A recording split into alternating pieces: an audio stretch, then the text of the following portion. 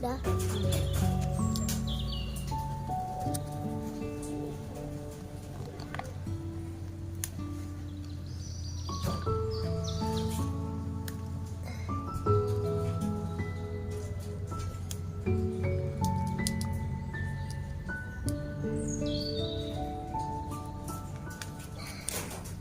Tuh belum lagi.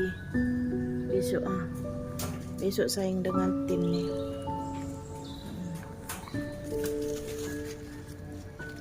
Udah masak?